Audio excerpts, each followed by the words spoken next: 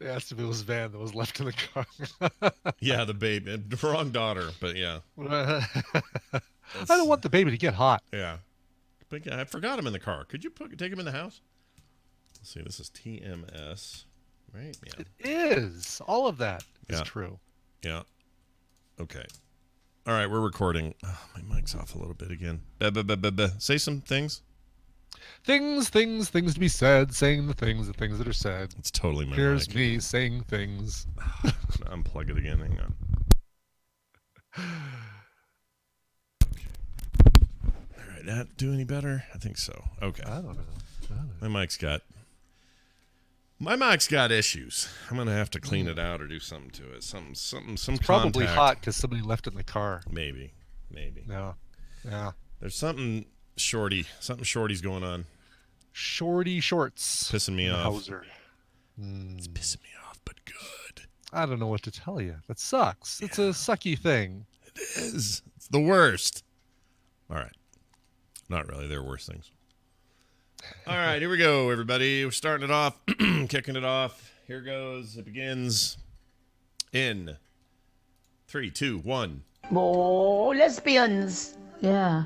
I'm lesbian. What are they doing to each other then? Because I never know what they actually done to each other. I don't know, Mary. I've never been in that situation myself. No, nor have I. We've never lived up with. No, I do not. And don't you ever say I did.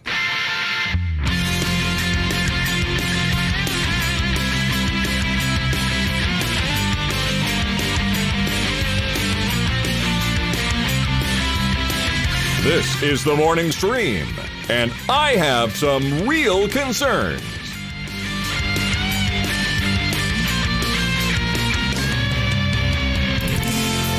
Hello, my fellow Americans and people around the world. This is TMS, the morning stream. Yeah. Global reach. Yep. We're a worldwide pants phenomenon. A phenomenon.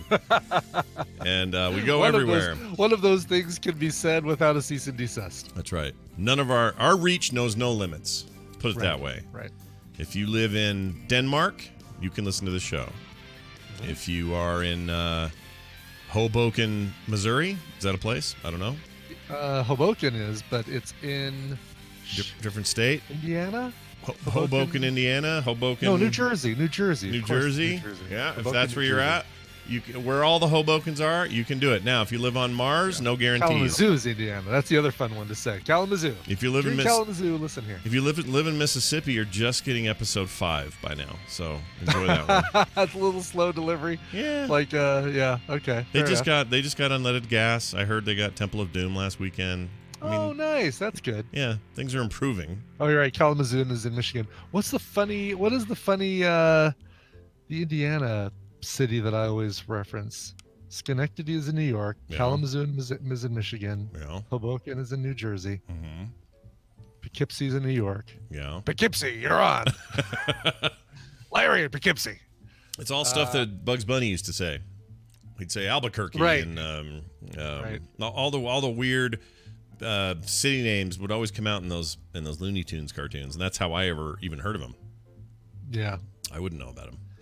Yeah, no, that's well, I didn't learn about some of these. I thought some of these were fictional until I started working for the company, the newspaper software. I'm like, oh, really? That's a real place? Okay. And they'd send you there. Even. Okay. Yeah. You'd go there. You'd eat at a Shoney's there or whatever. Oh, remember Shoney's? They had good bacon. I like Shoney's. Yeah. Are they still around? Because most of the Shoney's I know are gone. You know what? That was actually what La Quinta. You know, La Quinta, the hotel chain. Mm-hmm. You know what that's Spanish for? No. Next to Shoney's. No, it isn't. That's a good joke, though. Yeah. That's a good joke, though. La Quinta is Spanish for next to Shoney's. That's true. They always had. Did they have a deal or something? There was something going on with that. I don't know. No. Well, they might have. They must have, right? Like had some sort of agreement that. You know, that they'd put La Quintas and Shoney's were right next to each other. Yeah, something like that. Oh, okay, here we go. They got a website. Delicious food and friendly service since 1947. What, Shoney's? Okay. Yeah. There are still Shoney's. Apparently, yeah. I'm going to see if I can find a location here. Because a ton of them got shut down where I live. Yeah. Okay, miles of... Okay, within 15 I like how miles. they now want to know your location before they tell you anything about where they are. That doesn't seem fair, right? Like it should be, no. It's like somebody who calls and says, "Who's this?" before you get a chance to find out who they are, and they called you. Yep, this is true. All right, Yeah. now I've got sad news. I just put in find a location within so many miles of my zip code. Yeah. I decided to crank it up to a unreasonable number of 300 miles, and it says, sorry, no Shoney's locations were found within 300 miles of you.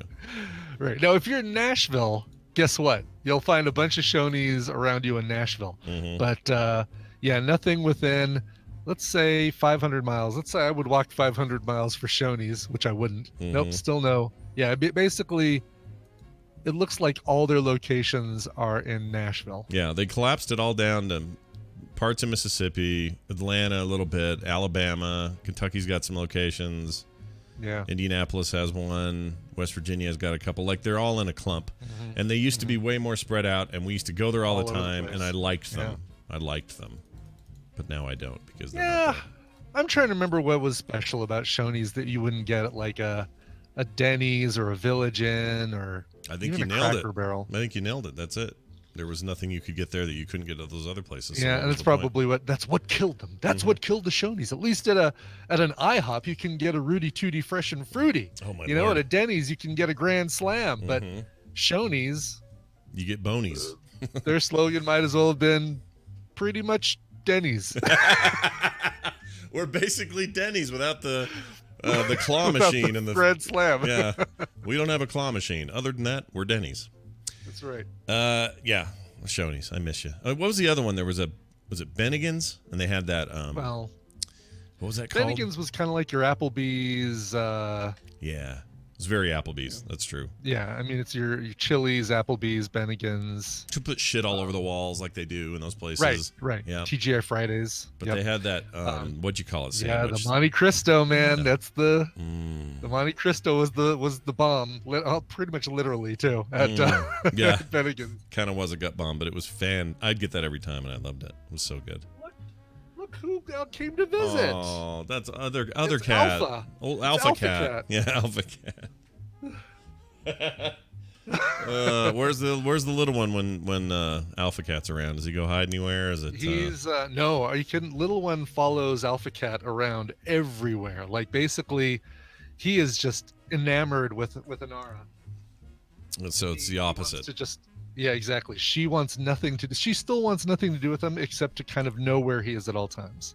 This is how it was Like in she's- high school with a couple of girls I knew. Really, was it you like tailing him, Yeah. like hiding behind a set of lockers? Yeah. Hey, Janae, are you sure you don't want to go out this weekend? A lot of that, and she would just sort of, ignore me or be mad at me, and then keep an eye on me. You'd have to do that.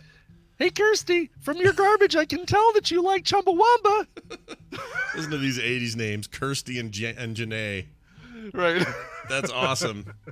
I love it. Let's go back to that decade. It was a good one.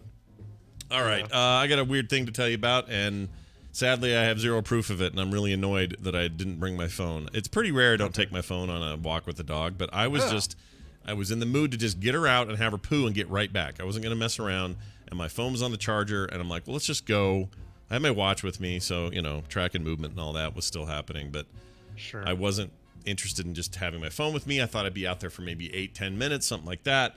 So for the first time in a very long time, I didn't bring my phone on a dog walk. So I took the dog out. This is Rainer, waiting for her to take a dumper. And I walked over by some high grass near our place. If anyone's been in Daybreak in Salt Lake City, you know where that big glass building is. It's like the kind of, I don't know, it's where people go to learn about where we live. It's like what do you call that? It's like an information, almost like a model home, but not. I don't know what to call it. Anyway, Oh, okay. Like but it's where the offices are for your HOA and all that, yeah. homeowner association. Okay, yep, makes sense. Exactly. And it's this cool glass building, and all around it is this grass that's gotten really high this early in the year because of all this rain. In fact, this morning we had another cloud burst that was insane at 6 a.m. Just and huge lightning and everything. Anyway, Oh, wow. so the grass is much higher than it usually is. It's usually like July we start to see the grass grow to the heights that it's already at. And I'm walking around back there, and the dog's sniffing around or whatever, and what do I behold? An arm, a human arm, laying there. What? Yeah. What? Yeah. Like a human arm laying in the grass, and I went, bah! what is this? And my instinct was I went right for my phone to take a picture, and it's not This there. is what social media has done to us. Oh my gosh, did you see there's a guy dangling up the side of a window. Hold on, I gotta tweet this. Now, I'm gonna get so many likes. Here's the funny part about all of that. I hit my pocket, no phone, but I had my keys in it. So I pulled out my car keys, and my brain for like 13 seconds literally tried to look at the key to see if there was any way it could take a photo. I'm like, no, wait, can this work? What is this? Oh, that's just a little eject key. Okay, this is the actual set of keys. So anyway, that, of course, is stupid. And then I looked at my watch as if it was going to help me. Right. It has no camera. You think if there's any device that you have on you that's not your phone that could do it, your watch would be the closest thing. But you can take a watch or you can take a picture with your watch, but you have to have your phone. The phone actually takes the picture. The watch just clicks the shutter. Basically. Right, exactly. And why this thing doesn't yet have a front-facing, cam. Well, but for people who like their FaceTime crap, you know, all right, like FaceTimers. I don't so now necessarily we're gonna have a bunch of either. people instead of doing this. It's gonna be. Well, hopefully it's a shitty camera and it doesn't take good selfies. I mean, that's the idea. Okay. So, anyways, I'm scrambling because I'm thinking no one's gonna believe I found an arm, and I probably should call the police. Like in my head, I'm going, this could be a real human arm, and like, what does this mean? And I can't see the rest of any other parts of a body or whatever. So I get a little closer, and I see a seam on the wrist, and it immediately hits me. Oh, this is a dummy arm. This is a dummy, as in mannequin arm. Yeah. And Kim Cattrall's arm. Oh my God, you found Kim Cattrall's arm. Now, why that arm is in the grass, I don't know. But my second instinct is I'm going to pick this up and take it with me. Then I can show everybody this arm I found in the weeds. But then I saw this nice old couple with their two little fuzz dogs walking up the path. And I went, if I pull this out of here and walk away with an arm, this is going to look weird. And I'm going to have to go all the way home with this arm tucked under my arm. Like, that's weird. So I left it and thought, well, maybe what I'll do then is I'll bury it a little bit. Not bury it, but like, obscure it with the grass and everything. So that won't look suspicious at all. And then I'll come back today or next time I'm out there and I'll get the arm or at least get pictures of it. You want to hide it so that nobody steals it so that you can take the picture of it. Yes. Because I was so weird, such a why weird did you ask find. the old people if you could borrow their phone? I didn't even think of that. That would have been also weird, though, right? Like coming up to them going, I know this is going to sound strange, but can I use your phone? And now can you text it to this number? Like, it would have been weird. So I didn't do that. Yeah. I left it for a day. Again, we had a bunch of rain, so I didn't go out there for a while. Went out and checked it today. That arm is gone. Yeah, gone. Someone's taken it. And there's an imprint in the high grass of the arm where it was. So I know it wasn't just in my head. There's a space there where the arm was. Yeah. And someone has taken it. Now, maybe that couple saw me dorking around and said, what's he doing? And then took the arm. Right. Or someone else came upon it. It's just off the path, so it wouldn't be that hard to find. All it would take is someone's dog to run into that area and sniff around or something. They'd be like, oh, what a mannequin arm. But I don't know what to think of it. Where would that come from? Some kid stole it? Like, what is it? That's the question, right? Because it's like when you see a single shoe on the side of the road. You think, all right, was somebody walking along and they just stepped right out of it and they didn't notice it?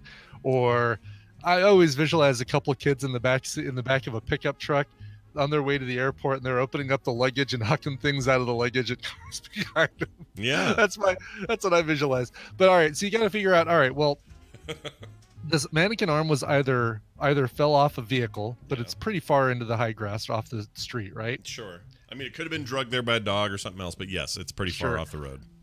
So it was most likely discarded or intentionally left behind.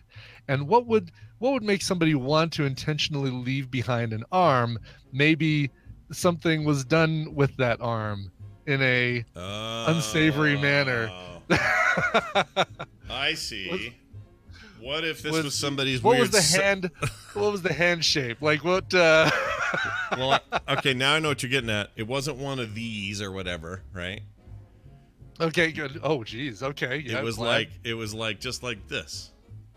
Like just a hand with a thumb out. All right, lower it down because you're showing the... Oh, sorry. You guys show me too. Just okay. like this. All right, so just just a general hi kind of thing, but the thumb in a little bit more. I just like realize whenever I do that to Brian, he just sees my arm. I see arm. Yeah, exactly. I don't see. Anyway, so yeah, just I mean, just like when you'd see it at a store showing off clothes at the Gap or whatever, and it was very pale arm. Sure. I don't know how else. I mean, I didn't check it for markings or a brand name or to see if it had anything like that on it. It's just straight up this arm. And I'm really annoyed that I didn't get it in time and bring it back here. And I would have kept it. I'd have mounted that thing or done something with it in here, because that's cool. I want my own mannequin anyway, like my own full blown mannequin. We've talked about this before, haven't we? Talked about this? Yeah, I've got one here that is just basically sitting on a chair next to on the other side of the basement. I've got the blow up doll over there, which you can't really see, hanging out next to the Tempest machine. If you're new to this show, this all sounds great out of context. Yes, let me clarify. It's a blow-up doll that was signed by Chuck Palahniuk, who wrote Fight Club. So it's kind of a cool blow-up doll. But yes, and it's wearing the coconut bra that Cleo sent me when I did the ice bucket challenge. Oh wow! Oh my gosh! Ice bucket challenge. Remember that? Yeah, exactly. When was that? Ice bucket. Jeez, that would have been 2013. Yeah, that feels a long time ago. I guess it is now. All right. Well, there you go. Arm in the weeds. What are you going to do? What are you going to do about the arm in the weeds? Mm-hmm. I'd like to know more about bowling balls, though. We've had a lot of. By the way, your cracked bowling ball thing created a real stir in people. Like everybody's like, it did. Like everybody had a story to tell about cracked bowling balls, like about what causes them to crack and what happened when they cracked a bowling ball, or the pro shop that they work in that deals with cracked bowling balls or whatever. So got the new one, got it drilled about a week and a half ago. Finally had a chance to go out and try it out.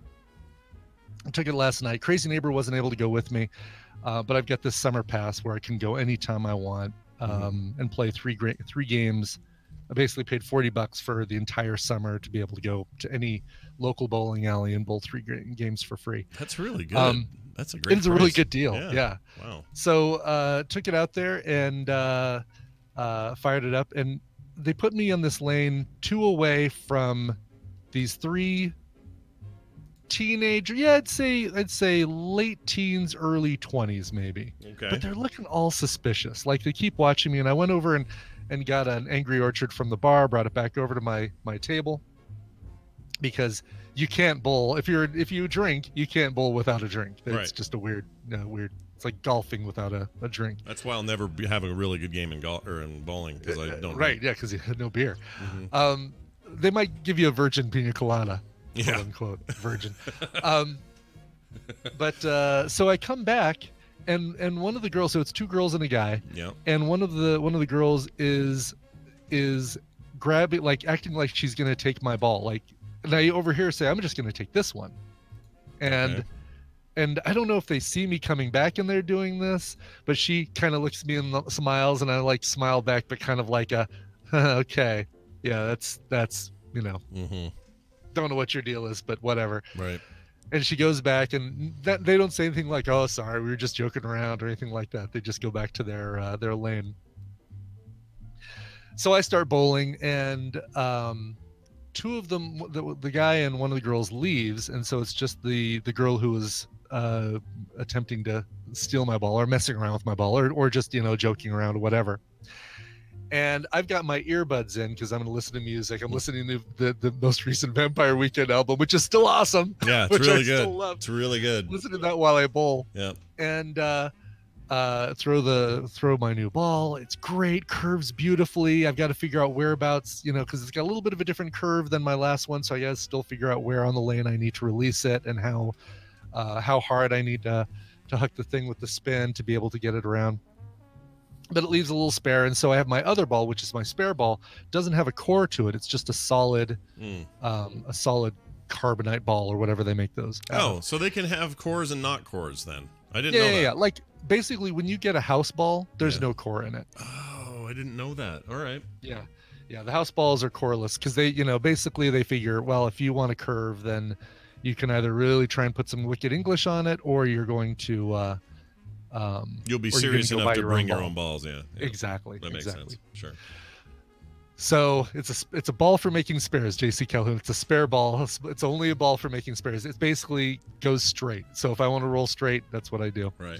So I pick it up, I get in position, I start walking forward, I throw my arm back to get my momentum going, Yes. and the ball comes off of my hand Yes. as I'm reaching my arm back, and just drops on the ground with, of course, a big thud. And Now, you're my by first yourself, by the way. I just want to confirm this. You're all on your own here. Just me Okay. bowling on my own on this lane. 2 lanes over is the woman who tried to, was joking around and wanted to grab this very ball that just dropped on the floor. Yeah. And was like, look over at her, give a little nod and smile, go back, pick it up, and then pick up my spare. And if I was thinking about it, I could have said something like, still want this one? Yeah. Yeah, no kidding. Was it because the fingers are so big? Were you dry? Yeah, and- the thumb hole on this one is a lot bigger than the they drilled it too big. I don't think my thumb has shrunk in the last few years. That doesn't feel like something that can happen. Mhm. But the other thing I did is, as soon as it came back from ball return, I took my towel and just kind of, wiped the inside of the hole out in case there was some of the silicone powder that you can get that yeah. makes the holes less grippy. Right. Which is good for when they're perfectly sized, but if it's a larger hole, that's no good. Exactly. Yeah. Exactly. So How do you stand? Here's a question for you as a bowler guy. Sure. How do you stand on that technique of guys that will hold the ball, no fingers in holes, and they just come and they just kind of hurl it with a curve? How do you ever do that? That's Crazy Neighbor, man. He doesn't. I think he uses the thumb hole, and that's it. So there's three methods, right? There's that where it's like you're basically putting your fingers as little in the ball as possible. Yeah. Then there's the fingertip technique where only the very tips, the last knuckle of your finger is going to go on the ball. Oh. And that's kind of the most common for curve. Or like, you get your own ball and you're going to do just fingertip. That's news to me as well. I didn't know anybody did that. Okay, this is good. That's what mine is. It's a fingertip ball. And then you've got the one where you basically jam all 3 fingers as deep in the ball. As possible. Yeah. And that's your typical like house ball. That's how I do it, but I've never been much of a bowler, so I've never really stepped outside of that. But when I see those guys come up and just palm Yes, no yeah, fingers where they're in. basically like That's crazy to me. There's pro bowlers who will go up with 2 hands for most of their approach, and then drop to just a holding it in the palm of one hand. But like they'll basically kind of go back and then they'll be holding the ball almost through their backswing, and then release it with the one hand. It blows my mind how it'll just go like. It's crazy. Yeah, I mean that thing hooks like nobody's business. Yeah. I wish I was better at bowling, but that always impressed me. I had a friend, Andrew, who one time thought he would try that. He would try the palm effect. Yeah. Never done it before. Took that thing, hurled it as hard as he could, and it ended up like 5 lanes on that side. Right. So some poor guy over there bowling had to deal with that. So nice job, Drew. You mind keeping it in your lane? And yes, we are aware that the last 10 minutes have represented a lot of content for TMS mashups. We know. Exactly. We've given them so much stuff. Yeah. The Crazy Neighbor uses the very the fingertip technique and does that wicked like boomerangy kind of curve. He's really good. By the way, so I bowled a. Keep going. Tell me. I bowled a 125, a 166, and a 170. That's all in consecutive games. So you improved each game. I did. Yeah. I mean, the first game pretty much just trying to get used to the new ball, figure out where I need to stand, where I need to release, all that stuff. And then the 166 and 170 were, like pretty consistent. 1,000 times better than I ever get when I play. I'm terrible. I have an awkward swing thing, pull back and throw. Everything sucks. I suck. That's bowling, and I do not jive. I just don't. I'm just bad at it, and I'm okay with it. I'm all right with it. I don't know if you remember Nerdtacular 2011. We all went bowling the day after. Oh the yeah, thing. yeah, totally. That right. And I That don't know if bowling alley anyone, was really close. probably nobody noticed this, but I don't think I bowled. I don't think I did. I think I looked like I was going to and kind of Really? hung around all I the thought you did. because I was so embarrassed. I may have thrown 1 or 2 balls, but I didn't ever Yeah. really want to because I'm embarrassed by my bowling. I'm bad at it. It's just bad. It's like me That's getting up funny. and going, "Oh, hey, I'm suddenly good at I don't know, lacrosse," and I just wouldn't do it. I would look terrible. So I think I avoided That, bowling on the bowling day that we went bowling. It seems weird to think that there was a time this started, but that was the first time I ever remember doing photo bombs. Was at that bowling alley because they had the Durans, I think, had a camera set up at one end, Mm-hmm. and they were interviewing people about their first intertacular, about this intertacular. Yep. I mean, that's how long ago this was, right? That Mhm. we knew them as the photo people, Bill and Brittany Duran. Yeah, he still worked for Microsoft at that point. I think so. Yeah. Yep. Yeah. Right. And I remember like Terpster was talking about, oh yeah, this Nartacular was brilliant. It was brilliant. and Tristan and I would slowly, walk behind the camera. And make faces. No, that was the first. That's where all my first photos of you making bombs were from, for sure. I don't know. Yeah. I don't know if you just had a natural, knack for it, Inclination to it. Yeah. but you sure took to it in a rapid fashin. I Hey, I did. was listening to this podcast yesterday. I don't know if you ever heard of Scott Carrier. Is that name familiar to you at all? No. All right, here in Salt Lake City, there's this guy. His name is Scott Carrier, and he is an NPR contributor. Did a lot of stuff back in the day for This American Life. He's a radio writer, producer, and he does really trippy, cool, interesting, very indie kind of radio production. And he's been doing it for a long time, since the 80s, and he's in some circles just considered like the best that ever was. Like, he's super interesting. Yeah. And he travels everywhere and does all these things, but he's based here in Salt Lake City. And anyway, has a podcast called Home of the Brave. And it's one he's been doing since like 2013 or 14 or something. Still does it to this day. But anyway, I'm listening to an episode where all he did was travel around the country, ended up in the Deep South, crossed up over into the Northeast, like just kind of everywhere. By doing nothing but taking Lyft and Uber drivers. So this is the one called Getting into Cars with Strangers. Yes. And he Okay, I've seen this interviews them. So, yesterday we were saying, oh, what would it be like if Brian recorded stuff? Obviously, Yeah. that's probably a no-go for their policies. But the other way around, the writer would, in his case, is basically like a new version of hitchhiking in kind of a weird way. Voluntary hitchhiking, I guess, is what it is. But he would spend his time in the car asking them questions, learning about their lives. One guy was a psychic, and it got really weird for a while. And then other guy was like a survivor of some horrible Katrina thing, and while he was in New Orleans. Anyway, it was really fascinating, and it reminded me of you getting your Lyft thing. That's funny. Did he take nothing but Lyfts and Uber? Like, basically, did he go from city to city doing this, or did he I think he drove his car from Salt Lake, major city to major city? Yeah, But then, yeah. okay. He'd park in the city, and then, or somewhere thereabouts, and then these guys would drive him all over the place. I know that there are some long distance Uber things you can do, Yeah. but they're really expensive, and who would want to do that Yeah, just to of get course. interviews? Like, you want short rides. Exactly. It was great, though. I would recommend people subscribe to Home of the Brave and listen to some of his stuff. It's really good. So this afternoon is the inspection, and I went and vacuumed out the car and got all the stuff out of the side pockets and things like that. I always keep a hat in the back flap of the passenger seat, so if I'm somewhere and it's like, oh, it's gonna be sunny, I can just reach back there, put the hat on, and then put it back. So all that sort of thing I had to kind of clean out or kind of move out of the way. Yeah. Here's the thing that that I'm wondering about from other, probably, this would be a good question for people on listening. What is the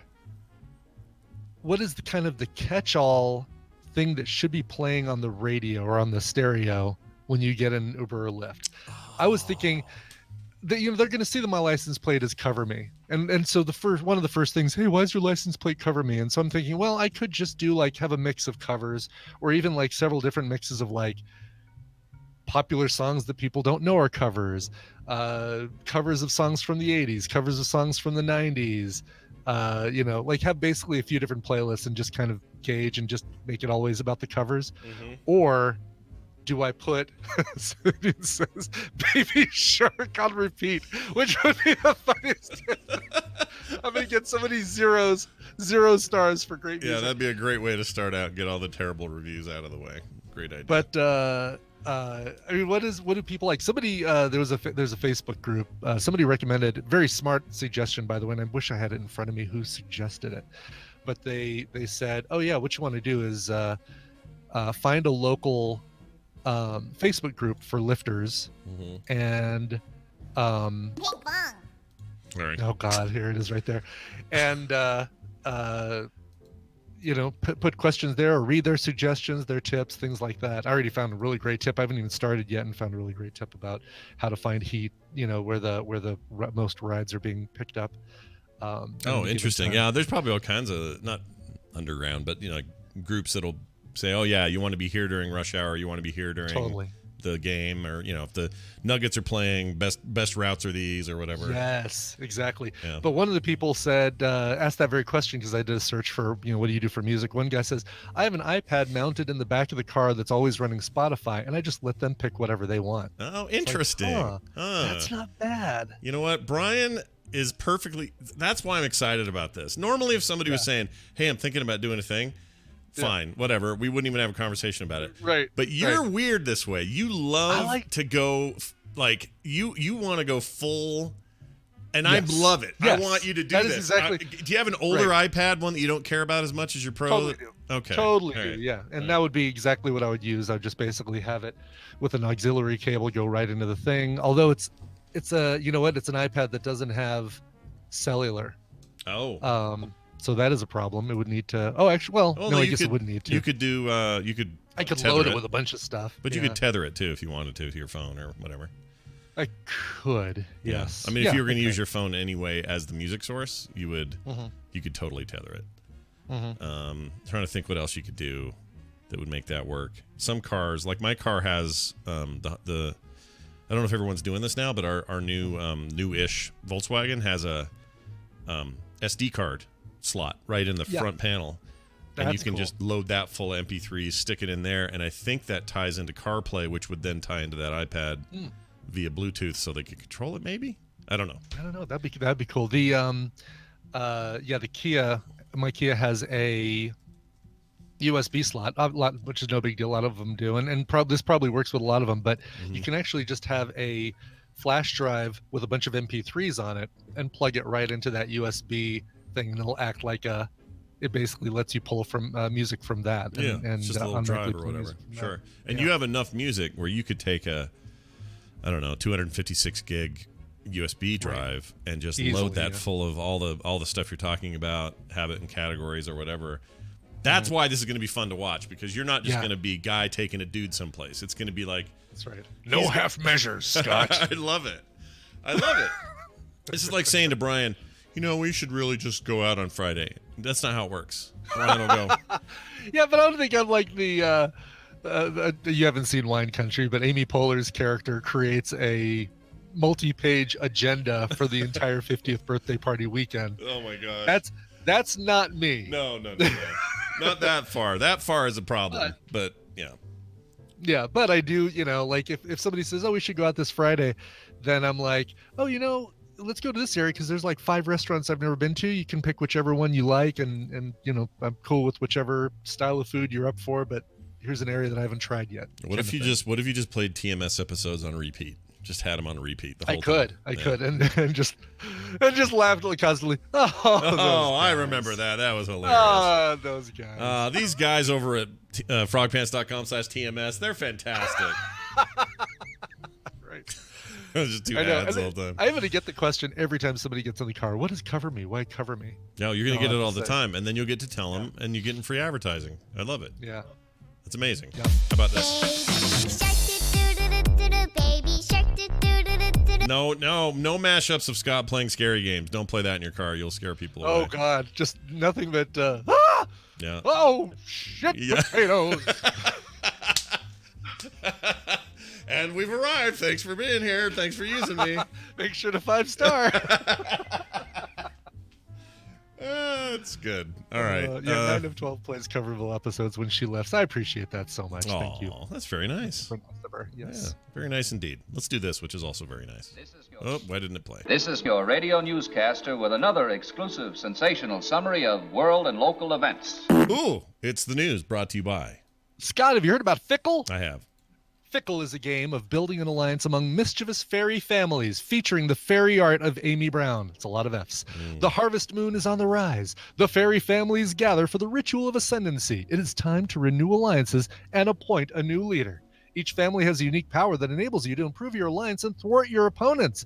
Every round, you'll choose a single fairy, resolve its power, and add it to your alliance. At the end of 5 rounds, the player with the highest total favor points in their alliance is the winner. Easy, right? Well, except with all those powers, mischievous fairies don't seem to stay in one alliance for long. They tend to be fickle. That's the name. I get it. Yeah.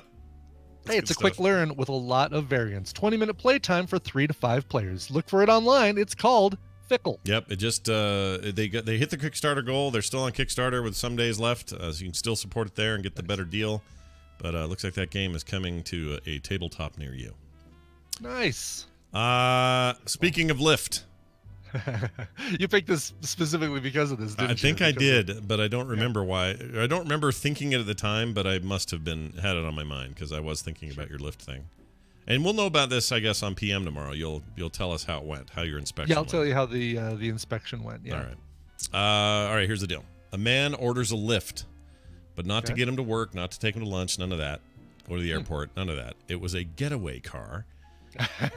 This was after he was shooting up an Indiana mobile home. So like a trailer, you know? Yeah. Which is no good. But anyway, a man fired shots in an Indiana mobile home park and then ordered a Lyft as his getaway car, says police. Isa Amir Ishwatawawi. That's probably right. Age 20, broke into a mobile home in Portage, Indiana, about 10 miles east of Gary. That being Gary, Indiana, not a guy named Gary. Right. Portage, not one of the funny Indiana places. No. Well, kind of. No. Yeah, French Lick, I think, might be the funny Indiana. I do like the idea, though, that if he was 10 miles east of just a guy named Gary, and there was no town named Gary. Anyway, this was on Tuesday. This is according to the Portage Police Department. Excuse me. Arnold Palmer coming back up on me there. He fired a gun inside the home before taking one of the residents outside, shooting several more rounds into the house and striking a man who was visiting in his left foot. That was poorly written. Yeah. It was kind of bad. There's a man visiting my left foot, and I struck him with a bullet. Bad sentence structure. Several rounds also struck nearby homes. Nobody else was hurt. He ran away, but was soon spotted by an officer as he rode in a car operated by a Lyft driver. The ride app company confirmed the incident on NBC News. Police found loaded Glock, 40mm handgun stashed under the passenger seat, and a Ziploc bag of marijuana in his backpack. Oh, God. Pot's always involved. Great. This is why I will not. I'm sure this was like after 10 o'clock, right? This has to be like something that happens after 10 p.m. Yeah. I'm not lifting after 10 p.m. Agreed. Oh, yeah, don't do it after 10, dude. Don't recommend it. You get some weird stuff. Or maybe we do recommend it because it'll be good for the show. I don't know. It'll be good stories, but I might die. I don't want you to die. You should live. I don't want to die. I want to live. Yeah, I'd prefer you live to tell us the tale. Yeah. The driver did not recognize the gun and was, quote, very cooperative and shook up by the entire incident. Wait, he was very cooperative and shook up by the entire incident. Okay. Yeah, whatever. the driver. Yeah. The Lyft driver. Seems like a weird sentence, but maybe not. Oh. Officer Troy Williams, that's a great police guy name. I'm Troy Williams. Did you know how fast you were going? Because I'm Troy Williams. Anyway, he said in a statement on the department's Facebook page, Mr. Ishtawi refused to answer questions and seemed to have little regard for the events that had occurred, says Williams. So there you go. If that happens How about to every time somebody gets into my Lyft, Yeah. I ask them what their name is, but then I call them Frank for the entire rest of the ride. That would actually explain a couple of Lyft rides I've had, where they've asked my name and I gave it, and then, or you know what, you could be. Were you in the one with us with the little the guy had moved here from like Pakistan and was in Vegas? Were you in that Lyft ride or no? I might have been. Yeah, this is sounding familiar. It was like I It's the one we took to the right movie theater, right? Yes. I think you were in that Correct. car. Yeah, because we went from the wrong casino that didn't have a theater to the right casino that did have a theater. But that wrong casino, still one of the coolest casino refurbs I've ever seen. Really nice in there. Yeah, that looks like Man. it's straight out of Deadwood. Yeah, that looks like Al Swearingen had his way Right. and just made that place what he wanted it to be. It was really nice. Right. Anyway, that guy was great because he was kind of all over the place, and he kept telling me about he had like 5 heart attacks, and the reason he's doing Lyft is because it relaxes him, and he had to quit sell his company. That was too much stress for him. And Okay, no, I don't think I was in that ride. you're not in that ride. Okay, he was. No, he was. My wife was freaking out because he was kind of all over the place, just kind of. And he asked me my name. I told him my name, and he kept saying something else, like Steve. He'd be like, "Your name? What is your name?" Scott. Oh, Steve. I've been when I come to this country, like he was like a very sweet guy, but he didn't know my name. That's funny. It was pretty funny. Anyway, here's another story for you. We actually had this yesterday, and we skipped it. There's a woman. Woman. There's a woman. News flash. Yeah. More at 11 about this woman. She lost consciousness and then forgot the last 40 years of her life. Oh no. Yeah, her whole entire adult The life. weird thing is she was only 25. Mm-hmm. She's forgot the previous 40 years. After suffering from a sudden and extreme bout of memory loss, a woman from Louisiana forgot her whole life, at least her whole adult life, according to AOL News. Yeah, that's right, AOL, still doing news. Grandmother Kim Denonce-Cola, age 56, walked to her friend's car after attending a Bible class in her church when she had a sudden sharp headache and passed out on the spot, I think is what that's supposed to say. The past would mean something completely different. Yeah, she passed. I don't understand what that means. She forgot her last every years. It's bad writing today from all these articles. Yes. The last 40 years have been wiped from her memory. She woke up in a hospital a short time later.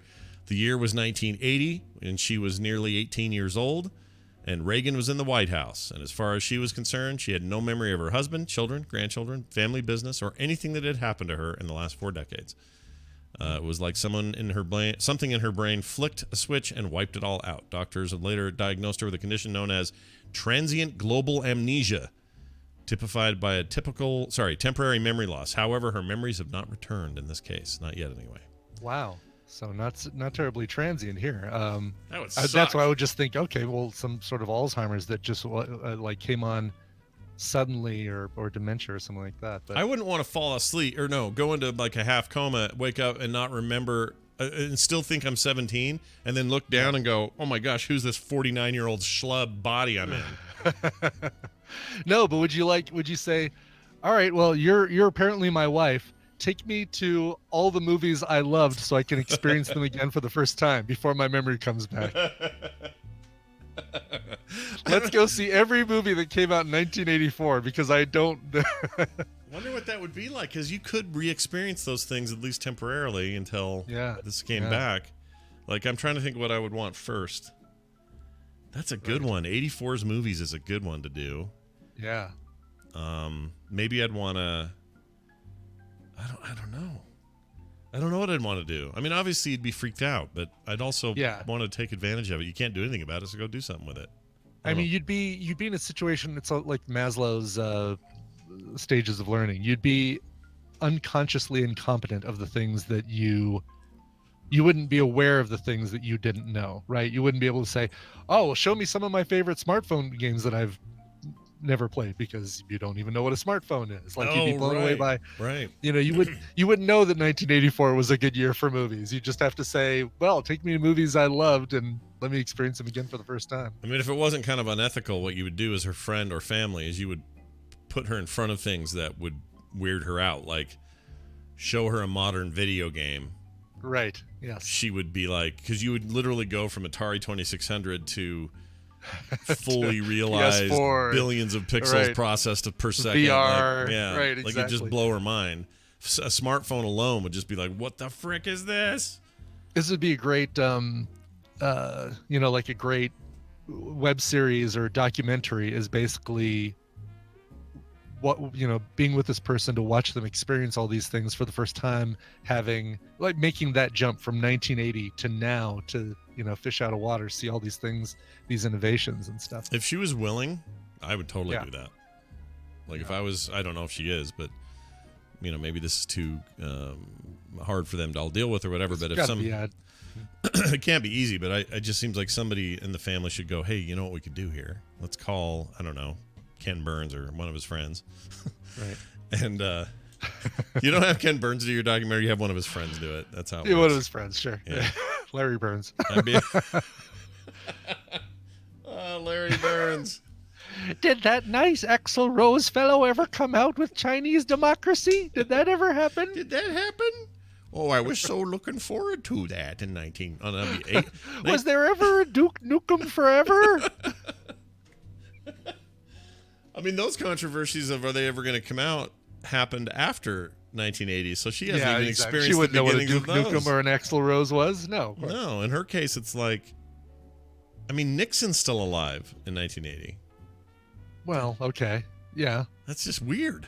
I don't think of that as that's not a flag on my timeline of like stuff that happened before and after Nixon died. But while Reagan was in the White House, sure, like, That's true. That's true. When did Nixon die? Hold on. I knew this was coming.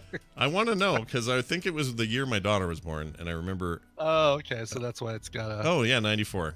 He died the month my daughter was born. I have the memory of that being kind of a big deal. I heard on the news, Richard Nixon has passed away. He was the 37th president, 81 years old, and a real piece of shit. And then, and at that time, we were like brand new little newborn. You're going to think he's the worst president for the next 10 years. And then. Yeah, well, that's the other thing. This lady is she's in the Reagan administration as far as she knows, which is a fairly honorable administration. Don't at me. I know he had his problems too, but calm yourselves down. Sure. I'm talking relative here. She's going to fall. She's going to wake up thinking it's Reagan, and someone's going to have to tell her that it's Donald effing Trump.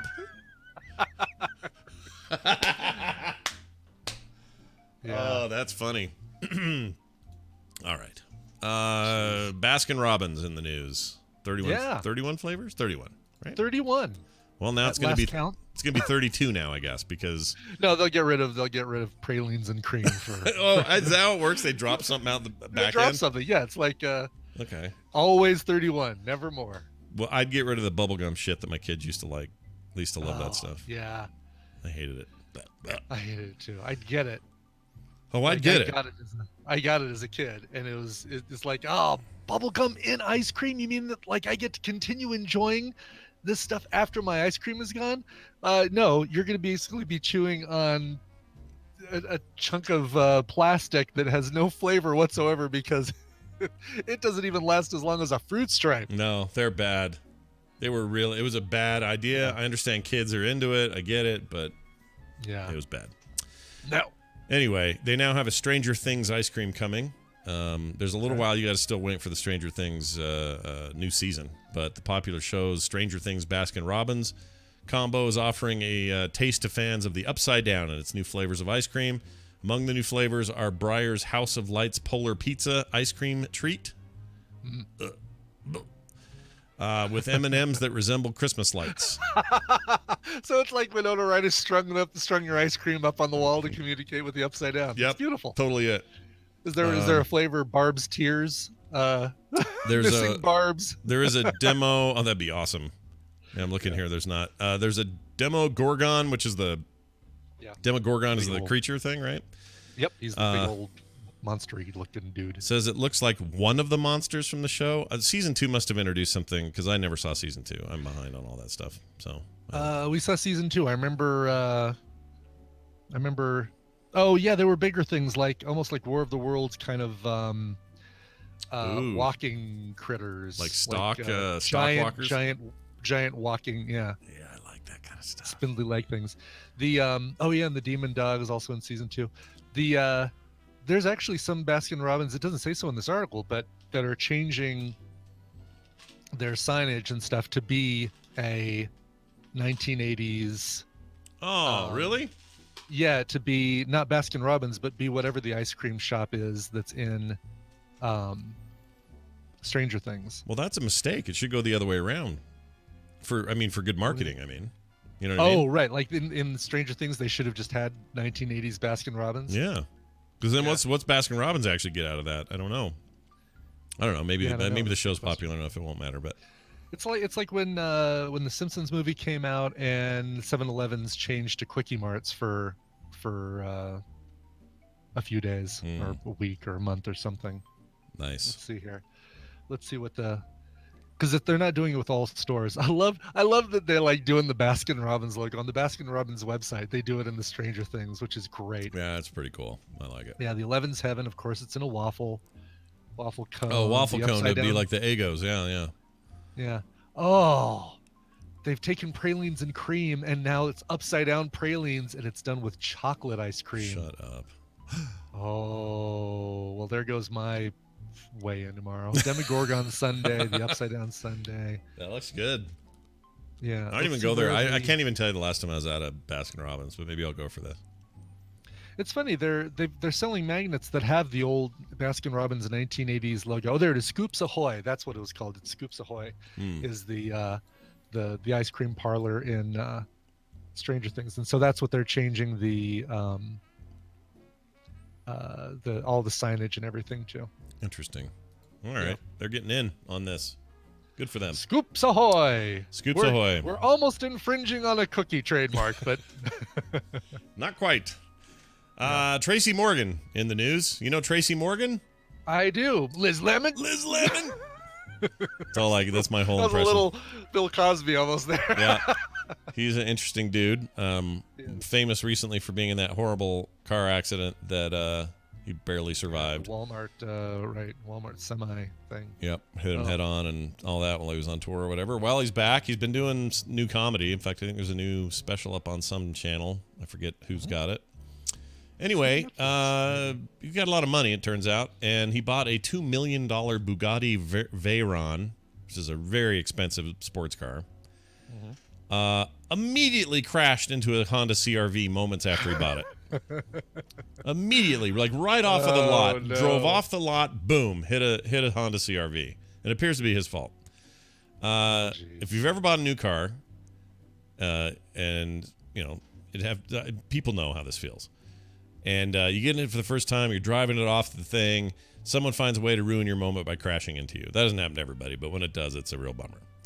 That's basically how Tracy Morgan felt after recently purchasing the Bugatti Veyron 16.4 Grand Sport, valued in the neighborhood of $2 million. 50-year-old actor and comedian quite literally drove off the dealership lot and onto the busy Manhattan streets just minutes before a silver CR-V SUV sideswiped the Grand Sport in the front. Oh, I thought it was his fault. It's their fault. No, it looks like I'm looking at the photo of this, and it's clearly this CR-V looks like it was trying to turn right from the middle lane. Oh yeah, and sideswiped him.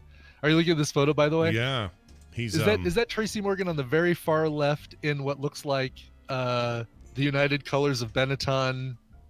Yep, that's him with the white sneakers. Mannequin? Yep, he's a mannequin. He is the United Colors of Benetton. Yeah, right if you scroll down, you see another close-up shot of him talking to a cop, and he's all striped up. Oh my gosh, that car! Yeah, but you know what? It's not totaled or anything. I mean, that's some sideswiping is probably easy. It looks like it's going to be easy to deal with and easy to fix. Yeah, but that just he's going to sue that Honda CR-V 6 ways to Sunday. Yeah. Also, if you got $2 million for a car, you should have $300 for a better outfit. Well, that's the thing. I mean, this is an outfit that you or I could not get away with wearing, but he looks just fine. It's full Tracy Morgan. It's totally Tracy Morgan. Yeah, you're right. Well, that's a beautiful part of downtown. I like it down there. That's just a real bummer. But also, I heard the other day from I have a mechanic friend who, he's a mechanic. He knows cars. He says Bugattis are the worst. He says they're notoriously broken constantly. You are always waiting for parts from some unknown place. It's always like ridiculously expensive, and it's not so much that it's expensive. You expect that with a car like that. It's that they break down all the time. So I don't know why you've done that in the first place, but whatever. Italian, so getting parts for it is probably going to be super expensive, and poor Tracy Morgan. Poor Tracy Morgan. Won't someone think of Tracy Morgan and his $2 million Bugatti Veyron? Yeah. We're going to take a break and think of you. That is the listener. It's an interesting week this week because it's about a collective bunch of emails that we got about the same subject. So I thought it'd be fun to sort of cram it all into one. We'll explain what that is. You heard at the top of the show this sounder right here. No, I do not. And don't you ever say I did. That is a hint as to what is coming. So... Oh, wow. Little. This is Andy Griffith talking about... kind of, yeah, that guy does sound like him, except Andy Griffith's nice. And that guy's the guy we're going to talk about is a giant dick. Nice. Anyway, so that's coming up with Wendy. She'll be here in a minute. Before that, though, a musical selection, cured and pure from the pile that Brian curates and keeps clean. It's the song from Brian Ibbett. I dusted this one off and sideswiped it just to bring it to you. Perfect. This is a band out of California, I believe. I'm trying to find where it says where they're from, but they do a lot of touring. Like they're make sure to catch them this fall on tour with the Melvins in San Diego, California, traveling all the way to Salt Lake City on September 17th at the Urban Lounge. Whoa! All right. Oh, I know what that is. I know the Urban Lounge. Okay. I would hope so. Yeah. I mean, they're playing in Vegas at the Bunkhouse Saloon on November 5th, where we played. Oh, Scott, right. Where we performed at the Bunkhouse. Yeah, where Brian and I did all our hits. It was great. That's right. Yeah. So this is Jeff and Stephen McDonald. The band is called Red Cross. These guys, it's great. Their brand new album is called Beyond the Door. Comes out August 23rd, so you'll get a chance to listen to the whole thing right before you go see them in concert. Mixed in Los Angeles. Here we go. Notable guest appearances from Anna Warnker from That Dog, Gene Fennelly, Buzz Osborne from the Melvins, and Josh Klinghoffer. I really like this album, and they do a great Sparks cover of a song that I never thought I'd ever hear covered. When Do I Get to Sing My Way? That's not the one we're going to play. This one, though, I also believe is a cover of an old 60s, like Austin Powers-y kind of song. It's called The Party. Here is Red Cross from their brand new album, Beyond the Door. I love you like your brother. I don't like you at all, but I love you. He's a common ignorant slob. He don't even speak good English.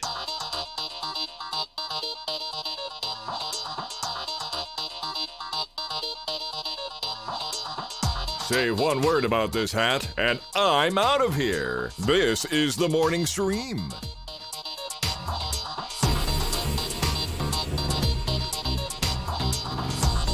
We're back, everybody. Welcome back to the program. Chat room says Sparks had some really weird music. Is that true? I don't know. They did. Absolutely did. Yeah, the one song you probably know from Sparks was a duet with Jane Wiedlin from the Go-Go's called Cool Places. Oh. That was the only one that ever was a hit. Okay. Yeah, I do know that song. I wouldn't have... If this was a trivia thing for Dunaway and me, I would have lost that one. Hard. Yeah, they toured a few years ago, 2015, 2016, with Franz Ferdinand, and it was they put out an album as Franz Ferdinand Sparks, FFS, for F's sake. Wow. And I get to see him in concert, and it was amazing because it was like I'm a big fan of Sparks and becoming a big fan of Franz Ferdinand, and they're doing all these Franz Ferdinand songs together. They're doing all these Sparks songs together. They're doing songs from the new album together. It was great. It was really, really cool. Sounds awesome. Hey, Wendy, are you there? Oh, hi. Hello, Wendy. Oh, hi. You came in she came in like a lamb. She's very quiet. Make sure to leave like a lion. Yeah. I will. Is that the old phrase? Come in like a lamb, lay down like a lion. What is it? March comes in like a lion and comes in like a lamb and leaves like a lion? Yeah, okay. I don't know. There's some biblical thing, the lambs and the lions laying together, doing the sex. Yeah. I don't know what happened. That's a whole different thing. Oh. So we get lamb locks. Yeah, lamb locks. Oh my gosh. Hey, it's Wendy. Here's her theme. Oh, hell no. There you go. You will stop now. There you go. Hey, Wendy, what's going on? How are you this morning? Wow, is that my theme? Yeah, did I say that? Well, you did say it. You said a lot of things like this. You're such a dildo. There's one. Oh, shut up! I said that. Yeah, you did. That's your voice. I think we need a bunch of clips of Wendy going, "Oh my God, did I really say that?" Yeah. That almost needs to be the the clips we play. Yeah, because sometimes, here's another one. You don't want to know that she farts. That's a good one. See, That is a good one. I don't think we were talking about you, but yeah. Hey, Wendy, welcome to the show. It's good to have you here. So today's weird. It's like I'm gonna play this guy's voice again, so people can hear this, and then we'll talk about him. So here you go. No, I do not. And don't you ever say I did. All right, so that's a clip from this interview that this lady did. That I bought from let Tyler. me pause this, but with preacher Kenneth Copeland. Now, a lot of people know who that is. He's a big televangelist guy, mega church dude. You know the type, just up there going, you got the Sunday preaching going on with thousands of, usually mostly white people, up there, throwing them tons of money. And he is famous recently for purchasing a gigantic private jet from, who's the guy that does Medea? What's his name? Oh, Tyler Perry. Tyler Perry's old jet. Not old, but Okay. his expensive jet. Multi-million-dollar jet that he bought from him. And he says there was some word that he said the reason he did it is because he doesn't want to fly in commercial airplanes because it's full of demons. That was his answer. And Does he mean stinky air? Is that what he's saying? I don't know, dude. Fart demons. Yeah, fart demons. I don't know. Who knows? But that's where this line comes from. And actually, that's the thing she said to him. She said, "Did you really say that you won't fly in commercial air because it's full of demons?" And he jumped at her like this. No, I do not. And don't you ever say I did. Even though he did say it, and we've got proof that he said it. Anyway, that's not the reason people ask me to talk about this or ask me to present this to you. So normally we have an email or something from somebody. Instead, what I've got today is we got numerous tweets, emails, and other conversation happening where people are like, I would love it if Wendy would talk about why somebody like this gets money just handed over to them, even while they kind of seemingly go against the principles of which they claim that they teach. For example, I could go through the New Testament, the Old Testament, and find numerous things that say it'll be easier for a rich man to... No, it's easier for a hippo... How's it go? Wait, hold on. It's easier for an elephant to fit through an eye of a needle than a rich man to get into heaven, that kind of stuff. Oh, right, yeah. Things like, just stuff about how... they're what's the old phrase? They draw near to God with their voices, but their hearts are far from him, or something like that. That sort of thing. How people can be that blatant about taking people's money, pretending it's all for God and glory for the Jesus and everything, and then they just go spend it on jets and they do this other stuff. Like it seems like bald-faced hypocrisy, and a lot of times these are the same guys that get embroiled in controversies where it turns out they've got a gay lover or a freaking pocket full of meth or whatever. And so he's kind of the reason everyone's talking about it, but he's just emblematic, I think, of a bigger problem. So Wendy, the question to you, I guess, from all of these people, if I was able to sum it all up, would be, what is the psychology that has somebody who's basically grifting people openly, that they just go for it and they're totally cool with it, and not only cool with it, they'll give half their life savings to this guy because of why? Okay, so let's start with both of you. Yeah. And anyone wants to chime in. When was the last time you heard someone speak and you felt like really moved or really motivated to do something? Right? Like it just was inspiring, uplifting, like it helped you quit a bad habit, or, Change your life. Change your life. Yeah. And even if it's small, could be just like maybe you read the world's best tweet, or, it's just something like that. So think about that. Like think about, and in a small way, right? So just a little way. Probably a TED Talk. Somebody who ends their conversation with "Thanks for coming to my TED Talk." That's probably the last time I felt. Probably for me too. Yeah. Okay. So there is really interesting. You could listen to her. She does a podcast about this, about how essentially TED Talks are just televangelists for liberals. Right, but it has all the elements of preaching and rhetoric and the thing we don't study in school anymore is rhetorical speech and sort of really understanding how it works and why it works. So at its foundation, humans love stories. We love to be inspired. I mean, what is the Marvel universe but a great epic story that makes you feel good at the end? Yeah. I mean, it's got to be complex. All that. I mean. And so I'm trying to relate this to the people who are asking this question. There's a lot of this in small doses they've experienced in their life, right? So you take that at the foundation and all of that's pretty harmless, right? I mean, someone might argue there's ways that's gone off the rails for people, but there's no cult that has ever started without someone who can do this, right? Someone who can speak in a way, right? And someone else listening might be like, what a load of crap. But for certain folks, they're going to hear it differently. So all of us let's start with empathy first. We can relate to hearing something kind of amazing and being moved by it and being moved to action. Okay. So now you take this tends to be the most common victim of televangelists is someone who's very poor, someone who's in a difficult position, and you hear this stirring speech. I mean, I watched that video. Do you watch the whole thing? Because he's also weird about a lot of stuff, like calling her, I love your eyes, he'd say between things. Or, oh, yeah. Hey, sweetheart. And just creepy, weird.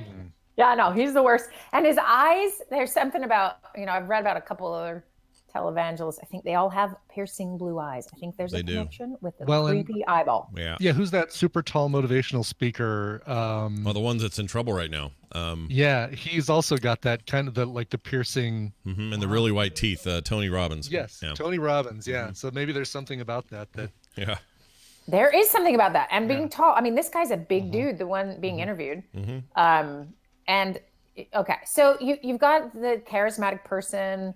They figured they're charismatic at some point. They start to realize people, that maybe they were leaders or whatever when they were younger, or people would listen to them or whatever. And then, of course, the Southern drawl makes it even more impactful. Okay, so you are poor. You are listening to this thing that's most of the people sort of getting wrapped up in this, and they're promising you blessings, right? Yeah. You need them. You need your sick mother to get better. You need to pay your medical bills. You need your kid to get off drugs. You need so much stuff. And here is this person telling you in an incredibly persuasive way that you give this amount of money, which, I don't know how that's founded in the Bible at all, but some version of do good and good comes to you. And the coin phrase is the prosperity gospel, right? Like this is ultimately what they're preaching, which is you give this small sacrifice, the seed money, a lot of them like to call it seed money, which is only $273, and your whole life will turn around by the next month. It's an investment. It's a financial, so you're appealing to all of the things that make you desperate to the people who are desperate. It's like a chain letter, like a modern chain letter, basically. Yes. Yeah. Yes. It's a completely, so we all have a little superstition. We all have a little self-doubt about what we think is really going on. And it just is this, someone who is so sure and so convincing. I mean, it has all the elements of, any charismatic leader throughout history and what they can pull off, because you have a couple dynamics that are in place. Now, I don't know about everyone that has given money, but I do know there's that. I think you guys have probably seen, hopefully, the Last Week Tonight with John Oliver, where he does, it's a televangelist special. No. Oh my gosh. I bet it's great. I bet it's great. The most amazing thing you've ever seen. No. He goes through all of this stuff and then he starts his own. Wow. It is freaking phenomenal. And here's why he can start his own. And he made a bunch of money. And then, of course, he gave it all to charity because he's a good dude. But it's essentially, there's a reason. The U.S. tax code benefits these things. You think, how does this exist? Well, it exists because the tax code protects them. So basically, any kind of money that is donated is treated as like a nonprofit. They do not have to pay taxes on the donations being paid to them. So you are talking untaxed, millions of dollars Yeah. that go straight to whatever. So that is what can keep it going, right? Yeah. And then when you say things like, okay, how obvious, right? You're talking about your jets. Or, you know, the preacher, there's a mega church preacher in the South somewhere who, you know, his wife's birthday present was a Lamborghini. Mm-hmm. And everyone's like, what? How it, if you're not in the thick of it, if you're on the outside of it, it can seem really obvious. But if you're in the middle of that, you got to think of everything that led up to that moment. I guess so. But like if desperation. One of the things he said in that interview was, she was pressing him on, you know, how you seem to be doing this and it goes against the very things you preach or that you claim to preach. And she says, you know, in the Bible, this whole thing about, you know, rich men, this and that. And he goes, yeah, but you know what else the Bible tells us?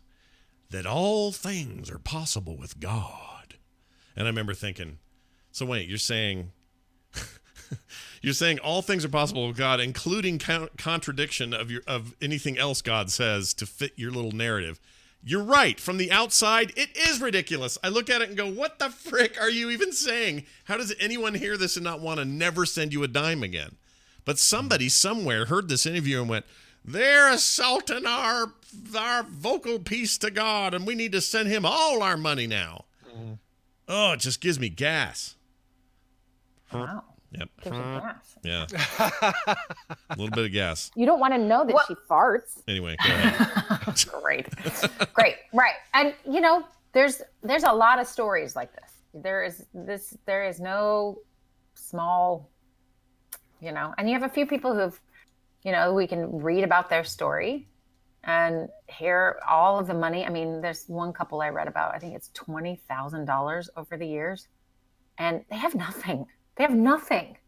And you're just like, wait, all the promises since 2011 you didn't get. And you can say to yourself, well, why don't people just learn from this? How come you're not just like, hey, it didn't work? And then I'd like you to introduce you to people who do things in gambling or the stock market. Or, I mean, there is so much evidence of this in other places in humanity. But this is so obvious, right? This one is so painfully unfair. But you got to look at how it's come about. I don't know this world, obviously. It's not like I'm an expert, but I can imagine. I mean, is it Oral Roberts? I can't remember that. Oral Roberts, the Oral Roberts Institute and all that crap. Right, yeah. Like he's his mentor. I mean, I don't doubt. I watched that video. I don't think that guy's faking this. I do not think he doesn't believe that he is. And it maybe secretly he goes into his chambers after and goes, ha ha ha, the fools. Well, maybe, but now, yeah. somebody in the chat room earlier said he's a honest liar. Right. That's a great way of putting where that. He believes the stuff that he's lying about. Yeah, he said it for so long, and he set himself up for so long to be who he supposedly is. It's the only way you could do this and look at yourself, I think. I mean, that's the only way I'd be able to do something like this and be able to look at myself is if I truly believed it. Yep. So I have a question. Take somebody who is a billionaire. Do you think they believe they deserve every penny they have? Yeah. Yeah. Yeah, I do. So why is this any different? I mean, I think there are outliers, but I think most of them do. Right. And so that and this is where it gets tricky, is I'm sure this guy, his backstory, I don't think he grew up in the mega rich family and was like, I will be a preacher and be even more rich. He probably had I have no idea, but I'm assuming just kind of a background. Mm-hmm. In fact, I read about a guy who had a totally criminal background and realized I should come to Jesus, and all my skills I've had my whole life really work as a televangelist, and he made a crap load of money. But it's in the name of I'm changed and da-da-da. Well, take that development, and I don't know everyone's story, but it'd be interesting to sort of go through their development and sort of how they believed things were. And then they started making money, right? Then people wanted to give them money. And we humans are very good at rationalizing and seeing things, for their advantage so someone else is not righteous. So that's why they're struggling. But obviously God's blessing me because I'm good. So I have all this money. It's like that guy when we were kids. That belief, that is hard to crack. It's like that guy when we were kids that told dad that because he was losing his business, he must not be living right. whatever that means. And then like it was karma kind of thing. Yeah, or that he was just, maybe he was a sort of quote unquote religious dude, and he was telling But my he dad also that. said you need to wear a suit. That's your problem. You're not wearing a suit. Yeah, you're not wearing a suit or whatever. And then like 2-3 years later, that guy's business folds. And that guy commits suicide. Oh, jeez. That was rough. It was rough. It was super rough. And he had 4 kids or something. Like, it was horrible. But yeah, when you got it all, you think you've figured it out, and you're the one, you're the man, and you're the whatever, and everybody else is just doing it wrong. And if you do this long enough, that guy's, I don't know how old Kenneth Copeland is. He looks pretty old. He's probably in his late 60s or something. He looks like a guy that's been doing this for all of his life. Why would his truth not be his truth? Like he's 100% in. There's no going back. There's no day where he's like, I've really had some thoughts today about what I'm dealing here. I think maybe I've been lying all this time. I'm going to turn around tomorrow. It doesn't happen that way for people.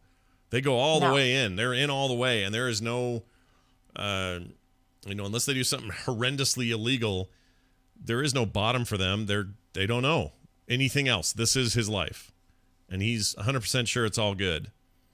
And so you really ought to check out, and it's old now, but there's a podcast, I don't remember which it is, it might be This American Life, of a preacher who had this epiphany. He's the head of a mega church in the South somewhere, money flowing, beautiful wife. He's got this fat little baby bouncing on his knee, and he's watching the nightly news, and he sees kids starving in Africa. And he has this moment where, usually his prayer would be, oh, we're so blessed. Thank you for giving us all the blah, blah, blah. It's a bit American, honestly. We're the promised land. Whatever we touch is gold.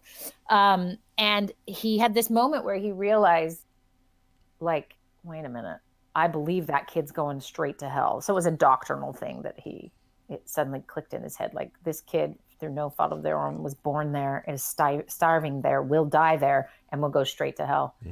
And his conscience kicked in, and he was just like, wait a minute, this isn't okay. Yeah.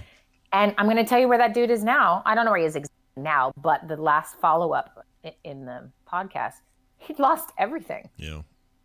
Because he was preaching his conscience, the thing that came to him in that moment, and nobody wants to hear that. What people want, like, think about your freaking drug rep when they come to your doctor's office.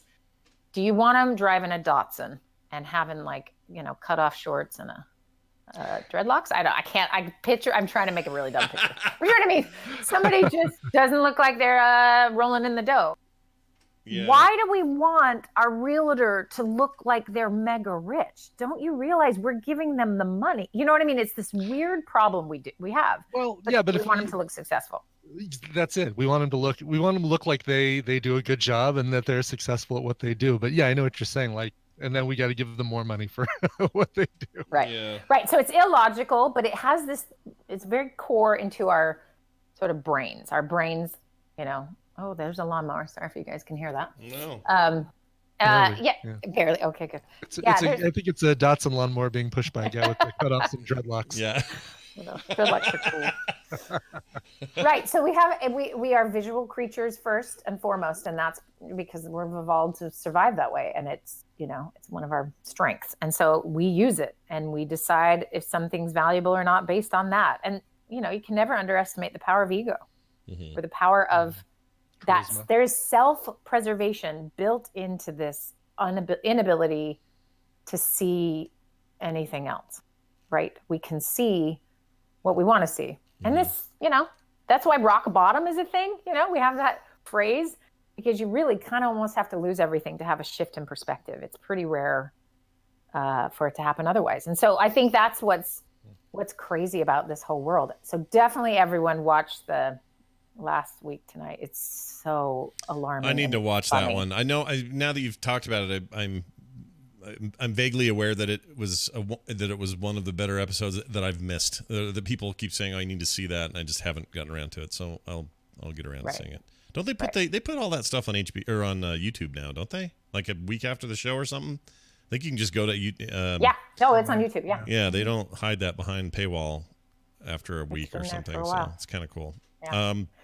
All right. Well, so let's say you're somebody out there who's in remarkably difficult circumstances, and everybody in your personal life is telling you, don't do that. You're bad at this. Why are you doing this? You're failing us. I'm disappointed in you. So that's their whole worldview from everyone around them. And the only person that's telling them how great they are is a guy on TV in a fancy suit in a mega church who says, also send me, $250 a month or whatever he's asking for. Like, what do you tell those people? Is there anything to say to those people to say, no, you don't need him. You need other things in your life. This isn't going to do any good. Or do we just have to let this happen and who gives a crap? Well, I mean, I think if you look at it from a policy perspective, I mean, you do not have to, in these organizations, tax-wise, you do not have to report the income of anyone in it. Churches don't have to report the income that somebody makes. So the top of a megachurch, nobody ever has to know. You don't have to report it. It doesn't have to be written down. Right. So there is no way to sort of regulate or understand like what is actually happening. So the answer to your question, unless that policy changes, and I'd like to see you touch a church in America, good luck, and their tax exempt status, you're just never going to know. So I think it'll always exist. Yeah. I think this will be something, because there will always be people who need hope, and there will always be people willing to deal it out in certain ways. And well, because there's plenty of churches that are doing that are giving real hope, that are helping people, that are a giant force of good in their community, who maybe ask for tithes, but those tithes are put right back into the system. It's feeding homeless. It's doing good in the world. Those exist. Yep. There's just this jackanape and people of his ilk who get up and just grift. It's just grifting, man. It's just snake oil. It's just going town to town and going, if you just do what I say, all your problems go away. Like, when are we going to figure that out? Is that just a human foible? We're never going to get it figured out. And why do some of us bristle at it so much? Like, why am I not just taken by it? I don't know. Well, one thing that to note, like, this was much bigger in the 80s and 90s, probably for some of the rules that were being moved around or whatever. And also, we didn't have the internet. Yeah. Yeah. There wasn't the, wow, we can see how they're really living their life because someone had an iPhone and just filmed it. You know what I mean? Right. Like the difference is massive. So is it going to always exist in some form? Probably. Will someone innovate and do this in a way that, yeah, sure. Humans will always find a way to grift each other, right? Yeah. But is this going to be less? I think so. I mean, I think the John Oliver thing had a pretty big impact. Yeah. As far as certain, I guess, people go. I don't know. I think it's that thing of, can we have things in place in a civilized society where people aren't desperate, so that then you lose this? I mean, you're not falling for this, Scott, because you're not desperate. Yeah, no, right? That's a big point. That's a big part of it for sure. Like if I've ever been in a, like when let me look back on, like if I look back on situations in my life where it felt desperate, it may have been relatively undesperate compared to somebody else, but like going through something that was hard, you do look for authority or helpful voices or people who say that here's the solution to whatever it is, at whatever level it is. So I totally understand that feeling. But this is just so bald-faced to me. Like, this is just so ridiculously obvious. That's why I struggle with it. Because I see a guy like Kenneth Copeland, and I'm just like, him or like Jerry Falwell Jr. is the worst, man. The guy is the freaking worst. Everyone thought his dad sucked. I got news for you. This dude, his dad's got nothing on him. No, this dude's a real raunch bag. But the guy in Houston, I forgot his name. And somebody's listening to the show and going, "Oh, well, I like that guy." Like, I get it. They're saying what you want to hear, and then some of you are throwing huge chunks of money at it, and your return is nothing. It's just you think that he blessed you somehow through the TV. I don't know. I don't know. I don't know why. Some of it might be belonging, right? Like I belong to something bigger. I'm helping people in other parts of the world because he's going to go fly his jet over there and preach to them. Like, there's a sense of belonging, and I think, as there's a decline in general church membership around, at least in the United States, there's some interesting Pew, does a lot of research on religion. You should Google some of that and read it. I think a lot of folks don't get the same sense of belonging or connection that they used to. And there's some interesting changes of tide, right? Like people are choosing religions. Maybe the obligation is not so strong anymore, but they're sort of choosing religion in a different way than it was just, I went because my parents and grandparents went and they made me go on Christmas and Easter or whatever. Right. And so you've got some interesting shifts afoot. And I think some of that is related. People need to feel like they belong. They need to feel hope. And so there's always a way to swindle someone who needs to belong and feel hope. Yeah. And just like there's very legitimate ways to create that. So I'm going to bring up someone who I just think is fantastic, and maybe people haven't heard much of her. Her name is Rachel Held Evans, and she recently just suddenly passed away at the age of 37. Oh, gee. It's I heard about this. Yeah. Yeah. Ugh. And she is an example of, and this is the thing about the Bible that just makes me want to scream, is that there's just that pick and choosing of what you want it to say for your benefit, right? Mm-hmm. When really it doesn't say all the things that you think it says, or there's not a person on earth who, if they read it, isn't challenged in some form or another. So if you think it's all you and you're living it all, you're lying to yourself. Yeah. Because that's the fact that those teachings are used to harm people is just incredibly frustrating. And she was an evangelical, super into it, long time member, and she just had questions and doubts and just really created a group for folks to come to and be honest. It's really, really amazing stuff. So read about her if you can and honor her, because she's a fantastic person and should not have died. No, but here's another example of that. I heard I don't remember who this was. Someone who's in my mind, a total jackanapes, but somebody who people look to for religious whatever. And his claim was, she strayed too far from the faith, and that is why her life was ended early. It's the Lord's will or some crap like that. Okay. I mean, it makes me want to kick somebody in the nuts. I hate it. I can't stand it when people talk like that. And I don't even know this woman, or I didn't before the thing. I heard about it, or I went, oh, that's interesting. What's her deal? And, she had some interesting ideas for somebody who, was coming up through that stuff. And it was like a new way of thinking about it. Her book, what's it called? Biblical Womanhood. Yeah, the one that was on the New York bestsellers list was Searching for Sunday. Yeah, seems really interesting. She was very lively and happy and smiling and all this. And some jerk on Twitter with some authority, with a church and a following, gets to blame her death on she was straying too far from the true faith, which to him was, how he gets paid. I don't know. You know what? But also, she's just being kind to groups that are marginalized. So, Jesus would never do that. Yeah. Here's the thing. You can't, you can go down this rabbit hole and hate everyone in the end. Yeah. You know what I mean? It's true. It's really hard to wrap your head around stuff, but I think we have this thing in our human nature. If you really don't, I think this is why I think America feels so divided generally, is that people are not having face-to-face conversations with people who think differently from them. Yeah. We've just sorted to the point where it's hard to have an empathic response, and we want answers to stuff. There's meaning for that guy to say she died early because she strayed from the faith. So when he dies early of sepsis or some horrible randomness that he had no control over, so then we can all have that explanation for him. You know what I mean? I don't think people ever really think through, it's for their own psychological needs of having an answer, their own psychological, we're not great with unknown. We're not great. We've had gods on Mount Olympus for how long in order to try to understand why it's lightning or trying to, this is just part of the human condition. And I think, now we have a very loud, big echo chamber where we can be confronted with all sorts of things. And yet the solution still has it's, I guess its core in this face-to-face thing of empathic responding that our brains will do if we're eye to eye with someone. Right. But I do recommend don't be eye to eye to someone with a creepy stare and trying to get your money.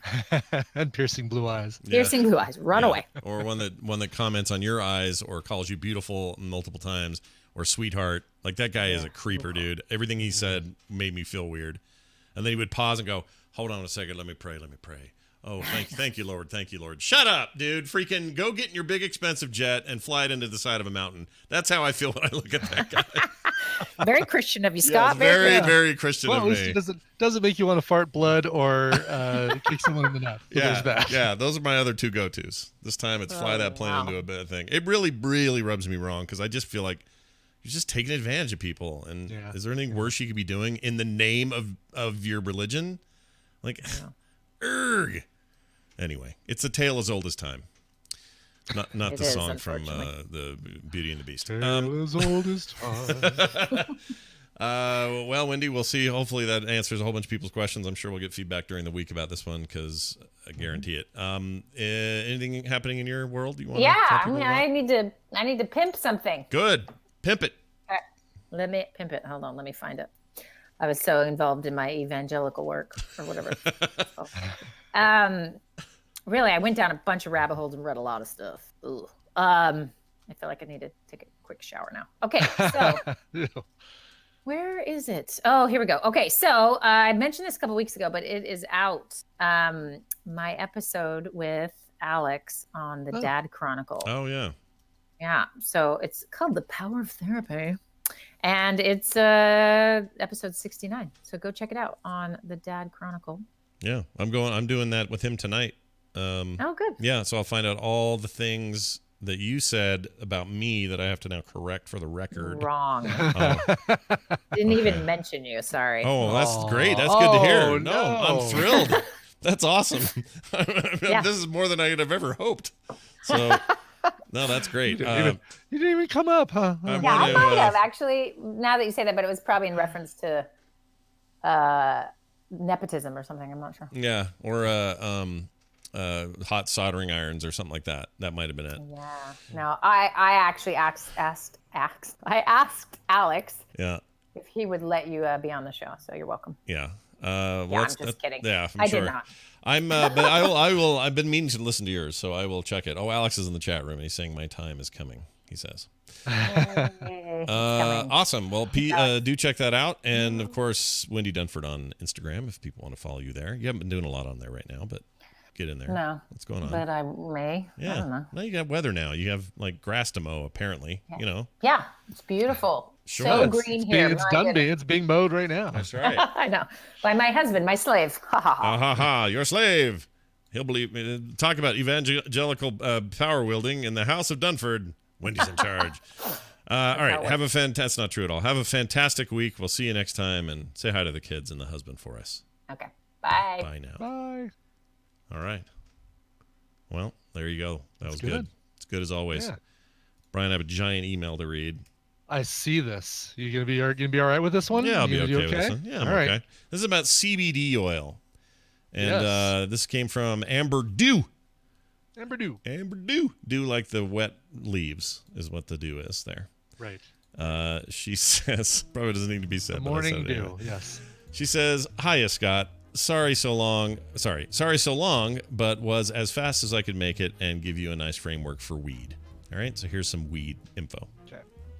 For my job, I do diagnose, assessment, and treatment recommendations in a hospital setting. While THC and CBD help so many disorders, weed is absolutely addictive and can have some nasty effects, including psychosis, hyperemesis, and isolation, and severe anxiety are just some. Hyperemesis, by the way, is uncontrollable vomiting. Ooh, That okay. does not sound good. I would like to not have that ever. Ever, please. I see people on inpatient hospital med-surg, neuro, cardiac units, and inpatient psych all the time for marijuana-induced issues. These people have no history of psych or medical issues, and many of them are younger and some older people, so everything in moderation. A lot of the thoughts of the general population has been based on weed is based off the 1970s, 1980s, and 1990s weed. It's now so hybridized, it's a better plant, so way more potent. But people are still using it like it's 90s weed. That's interesting. I wouldn't have ever thought of that. People will fight you to the death on how amazing THC and CBD are because weed is a belief system and a culture for a lot of people. Like with religion, you can't argue a culture or belief system. That's a good point. With CBD, boy, that's really That's like a lot about Wendy's thing today, now that I think about it. That Yeah, little paragraph. With CBD, we don't usually know all the facts. There's no standards that we can truly research in a randomized controlled trials because it is a Schedule 1 drug like heroin. So get on that research, Canada. Yeah, we're waiting for them to do it. What we are seeing in research so far are high amounts of CBD causes pancreas issues and high interference with medications. That's interesting. And also, wow, I don't ever want issues Scary. with my pancreas. No. Of all my organs, you don't need it. Pancreas is a superfluous organ. Yeah, we don't need our It's pancreas. like a tail. You don't need a tail anymore. Right. It's like your wisdom teeth. Just take it out. It's like a what's the other one? It's like your appendix. You don't need it. Right. Nothing. Let's see. It says, so people who combine meds with CBD have problems with the med's effectiveness, and people who suddenly quit CBD can overdose on the regular meds. CBD is just like decaffeinated coffee that has tiny amounts of caffeine still in it. CBD has a tiny bit of the bigger psychoactive drug, which is THC. In conclusion, arsenic also comes from the ground. Nightshade is also green, and alcohol is also legal. People need to come up with better solutions. There's so much more, but I'm happy to talk about CBD and it not being a cure-all. CBD and THC are good for kinds of things, but when people blindly follow a culture, belief, and cult, it's usually because they are masking something bigger. You got me through grad school and now my difficult job where people are dying all the time. I truly thank you and the whole Frog Pants crew. All the best. Amber Dew. Well, that was a great email with some real insight. Yeah. Yeah, there's some counterpoint being thrown in the chat room, but I mean, the fact that Amber does diagnosis, assessment, and treatment recommendations in a hospital setting, I think carries a lot of weight for me. A little extra weight, a little more than I'm getting from a rando chat person. Not that you don't have qualifications, but I'd need to see them. Right. You know. There are also, and Scott, I love you, but there's also the occasional word that you get wrong that changes the whole meaning of a sentence. What did I say? What did I say? Well, like, where's the one? Let's see. CBD and THC are good for kinds of things, but when it's like, no, good for all kinds of things. Oh. There was an absolutely that got changed to a with CBD we don't absolutely know all the facts, and you're saying we don't usually know all the facts. I'm like, oh no, it's we don't absolutely know all the facts, but I didn't want to interrupt. And how did I get that word mixed up? I have no idea, but it's amazing. It's a weird thing to see in practice. I don't know why I do that. It's really weird. It was a perfectly written email, but I still screwed up a couple of words. Yeah, well done. But still, yeah, I mean, there's this is a perspective, and I know there are other perspectives out there, so don't take any one person's word as gospel, and do your own research if you feel like you need to do your own research. And if you feel like you don't have all the facts, then do your own research, come to your own conclusions, but don't take any one person's word as gospel. And if you have a job like Amber's and you see something totally different, you should send us your thoughts. For sure. Because I would be curious what that would be. But if we're just all individual people, because I remember one time, here's this funny thing when I was younger. I didn't feel very good. I don't remember why, and my mom wasn't home, and I didn't know what to do, and I was very young. I was probably 6 or 7, but I ate some grass. Like a dog does. Right, because you saw the dog do that, and it helps the dog throw up and get whatever is bad out of their system. And it helped. I didn't barf, but it made me feel better. Oh. So I'm sure it was placebo and dumb. All right, I'm 100% sure of that now. But at the time, I was like, eating grass made me feel better. We all have experiences like that. Does it act as a laxative or something? Is that what it also does? I don't know. I have no idea. I hope you washed the grass, Scott. I didn't. I was just a dumb kid. I'm sure it had like pesticides on it and freaking dog peed on it for all I know. Like it was probably horrendous. Did you like get down on the ground and munch it off the ground, or did you pull some out and eat? Pulled it out. Okay, and ate it. Yeah. Because this worked for the dog. Sidian is right. As we know, Scott was a very, very stupid child. Yeah, that's true. But it helped, and I couldn't, I couldn't find my mom. That's how we did it in the late 70s, early 80s. Man, you had to fend for yourself. All right. That's it from that. If you want to send your own email in, either in response to that or something wholly different, you certainly can. That email address is themorningstream@gmail.com. We are brought to you by you fine folks at home at patreon.com/TMS. Head on over. Help us out. It's the start of a new month. Great time to get in on all the great levels at patreon.com/TMS. And we'll be back tomorrow because of that patron and because you guys are rad and got us to a certain level a long time ago. We make a Friday afternoon show at 3:30. So 3:30 Mountain Time tomorrow. Join us then, and we'll have some fun with you tomorrow. Frogpants.com/TMS is for everything else. You can go find whatever you need there. That's going to do it. Brian, we should probably get out of here with a song. What do you got? I've got a song from Anna Hurst, who wrote in, and she's the wife of Tyler, who won the prize earlier this week, as a matter of fact. She says, "Hey, Scott and Brian, gamer girl Anna here, Anna Hurst. This Saturday is my 18th wedding anniversary. My amazing hubby, Tyler, aka Tyros X, in the chat room, loves the show, listens every day. He's requested a song so many times for me, so I decided to beat him to it this year. Can you pick something awesome for us? I trust you. You always pick great songs. Thanks, guys." Signed, Anna. But don't want to, I'm not going to overshadow Anna here, but I'm going to mention today is Tina's and my 27th anniversary. D-Day. We got married D-Day. Yes. So, where are you guys going tonight? You doing something good? A song for Tina. You going somewhere tonight good? Like good dinner or something going on? We're going somewhere for dinner, but it's probably going to be, because we did the whole thing over the weekend, we're probably going to do something like Outback or something like that. We're not going to all fancy sure tonight, just somewhere kind of just get off on your own. Nothing wrong with that. Yeah, exactly. Just kind of get away. Yeah. All right, this is one that I found recently and love. This is from the On the Mend the Challenge CD from 2016. It is a cover of Foo Fighters' Big Me, performed by Miracles of Modern Science. Wow, that sounds awesome. Here it is. We'll be back tomorrow. Tomorrow afternoon. And there's lots of other stuff in between. So check the schedule. It's over at frogpants.com. We'll see you guys soon. Thanks for being here. Goodbye. This show is part of the Frog Pants Network. Frog Pants Network. Get more shows like this at frogpants.com. You're such a dildo. Mm-hmm.